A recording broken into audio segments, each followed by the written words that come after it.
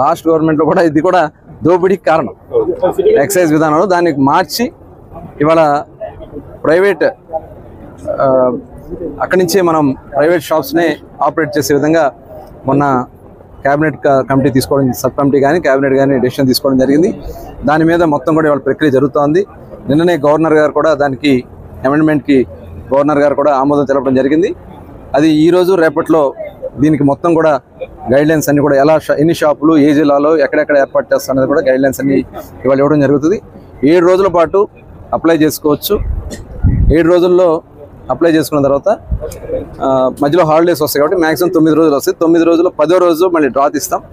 Maximum Dasara లోపే, దసరా పండగకి ముందే మొత్తం ఈ షాపులన్నీ కూడా ఆపరేషన్కి వస్తాయి. 2 లక్షలు ఎన్ని కావాలన్నా వేసుకోవచ్చు. ఎన్ని కావాలన్నా అప్లికేషన్ ఫీ, ఎన్ని అప్లికేషన్లు కావాలన్నా వాళ్ళు వేసుకోవచ్చు. ఒక పర్సన్ 2 లక్షలు వేసుకుని డ్రా తీసుకోవడం జరుగుతుంది. ఆ డ్రాలో వచ్చినటువంటి వాళ్ళకి వాళ్ళు లైసెన్స్ ఫీజు కట్టుకోవాలంటుంది. లైసెన్స్ ఫీజు కూడా 4 స్లాబుల్లో ఉంటుంది.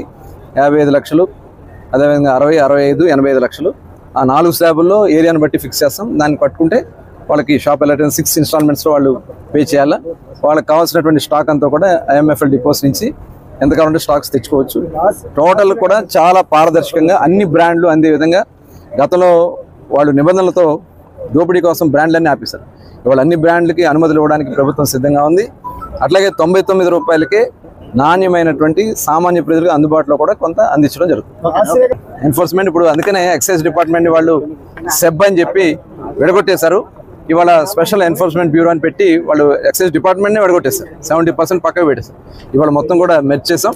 డిపార్ట్మెంట్ కూడా ఎన్ఫోర్స్మెంట్ కానీ మొత్తం కూడా పక్క రాష్ట్రాల కన్నా కూడా ఈక్వల్గా ఉండే విధంగా ధరలు కూడా ఫిక్స్ చేయబోతున్నాం. కాబట్టి ఖచ్చితంగా ఇలిసిట్ రాకుండా అన్ని రకాలైన చర్యలు తీసుకోవడం జరుగుతుంది.